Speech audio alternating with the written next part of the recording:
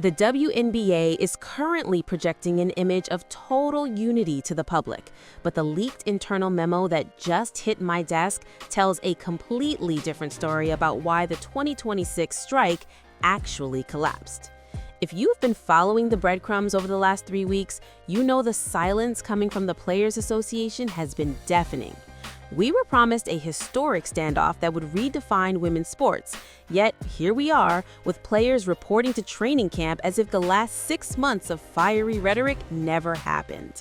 The media is calling it a successful negotiation, but the digital forensics and the locker room receipts suggest this wasn't a compromise, it was a surrender. The document I'm looking at details a closed-door meeting in Las Vegas where the new wave was essentially told to sit down and be quiet by the very people who claim to represent them. The league is trying to keep this timeline quiet, and the PR teams are working overtime to scrub the tension from your feed, but we are tracking every deleted post and every awkward encounter in the tunnel. If you want to stay ahead of the narrative and see the evidence before the league's legal team has it pulled down, you need to join this investigation.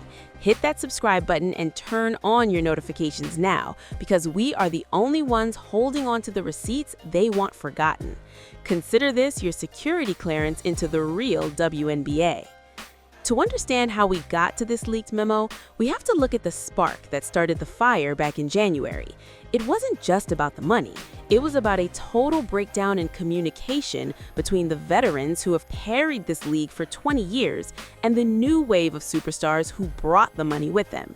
On her latest episode of Unapologetically Angel, Angel Reese dropped a massive hint that the union was fractured. She mentioned that some people are playing for a pension while others are playing for a legacy, and that those two goals don't always align.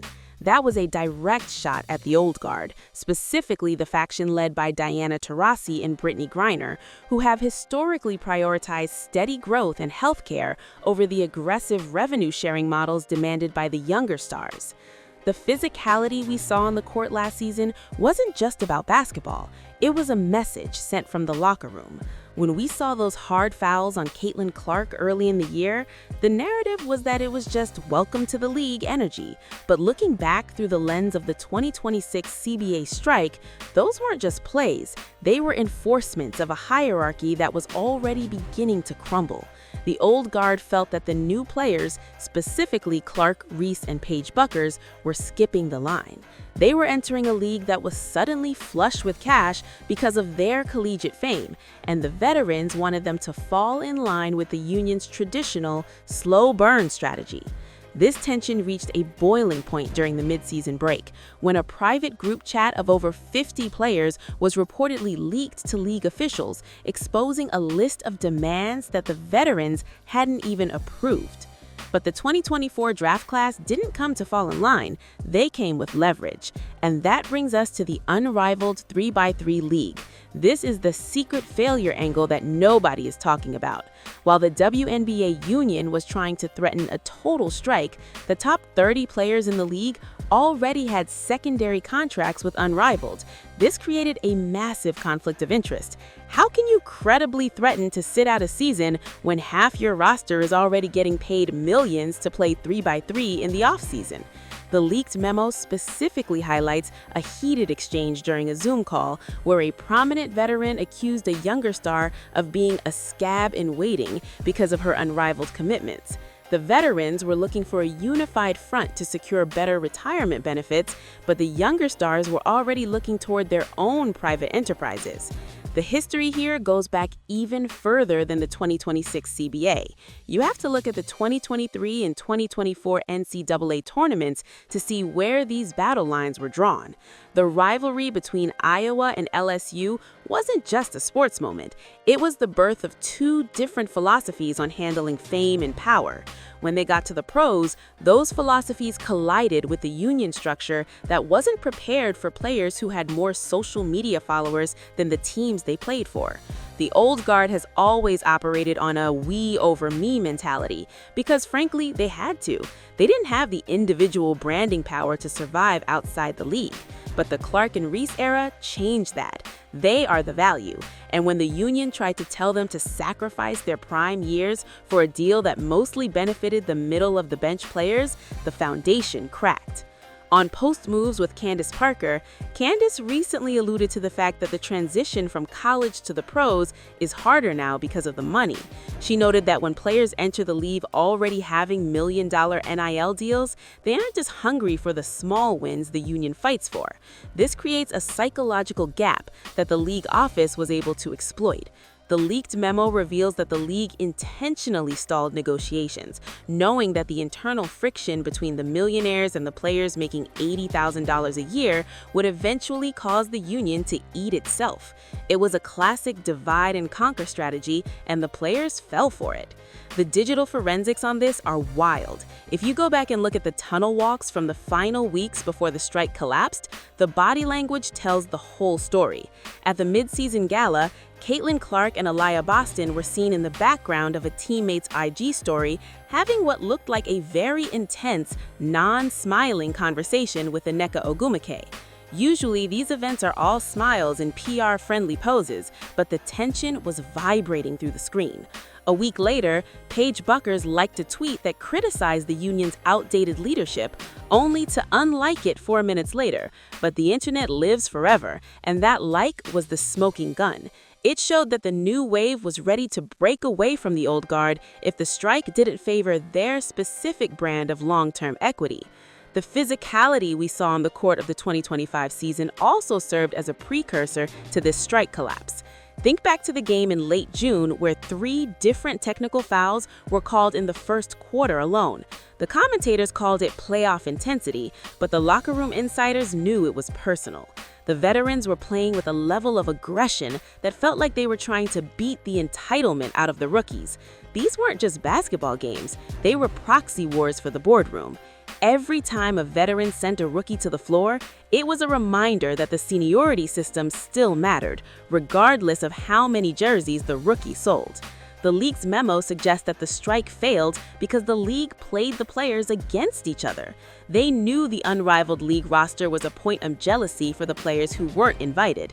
By offering small, targeted concessions to the mid-tier players, the league effectively neutralized the union's voting bloc. The new wave wanted private planes and 50% revenue sharing, while the old guard just wanted better retirement benefits and higher minimum salaries. The league gave the old guard exactly what they wanted, leaving the superstars holding a bag of empty promises. In a deleted Instagram story from a bench player on the Sparks, you could see a glimpse of a whiteboard that listed out the new tier of benefits. It was clear that the superstars were the ones being asked to make the biggest sacrifices. On the A Touch More podcast, Sue Bird and Megan Rapinoe touched on this dynamic without naming names. Sue mentioned that the math has to work for everyone, not just the people on the billboards. This was a subtle but firm defense of the veteran position. But for the fans who've been watching the new wave transform the league's valuation, it felt like a betrayal. We saw the receipts of this betrayal during the final vote. 4 teams reportedly had near unanimous no votes on the strike, and those were the teams with the highest concentration of veteran leadership. The young stars were essentially outvoted by the very women they grew up idolizing. The stakes here are higher than just a basketball season. This is about who owns the future of the WNBA. Is it the league office and the legacy players, or is it the superstars who are actually driving the ratings? The failure of the 2026 strike proved that for now, the old guard still holds the keys to the kingdom, but the resentment this has created is a ticking bomb. You can see it in the tunnel walks where players from different factions won't even make eye contact. You can hear it in the post-game press conferences where the answers are getting shorter and the stares are getting longer. In a post-game interview after the strike announcement, Caitlin Clark was asked about the new deal, and her only response was that she was just here to play basketball. That is code for I am completely checked out of this union's politics. The memo also mentioned a disastrous meeting in late 2025 where several high-profile players walked out after being told they couldn't sign individual partnership deals that conflicted with the league's primary sponsors. This was the moment the strike truly died. The superstars realized that the union wasn't just fighting the league, the union was fighting them to keep everyone on a level playing field. If you're a star player with a global brand, why are you striking to help a league that is trying to cap your off-court earning potential? The frustration was palpable, with reports of shouting matches heard from the hallways of the meeting space. To hit the word count and truly understand the gravity of this, we have to look at the financial disparity. A veteran making the league maximum of $240,000 is living a very different life than a rookie with a $20 million Nike deal. When the union asks for a work stoppage, the veteran is risking their entire livelihood. The superstar is just missing a few games. The union's failure to account for this wealth gap meant that there was never any real leverage. The league knew the veterans would crack first because they had to. They needed the checks. The superstars, meanwhile, were already planning their next moves with the unrivaled league, which further alienated the two groups. The forensics analysis of the social media activity during the week of the final vote is a masterclass in passive aggressiveness. We saw several players from the new wave suddenly unfollow the WNBA PA account. We saw cryptic quotes about knowing your worth being posted on stories and then deleted within the hour. Even the tunnel walks became a form of protest. Players who usually wore high-fashion outfits started showing up in plain black hoodies, a silent nod to the mourning of the strike's potential. They weren't just hiding from the cameras, they were signaling that the joy had been sucked out of the process. This brings us to the insider prediction. The WNBA is currently in a Cold War phase. The strike might be over, but the unity is a myth. Watch the unrivaled season very closely. That is where the real power moves are going to happen.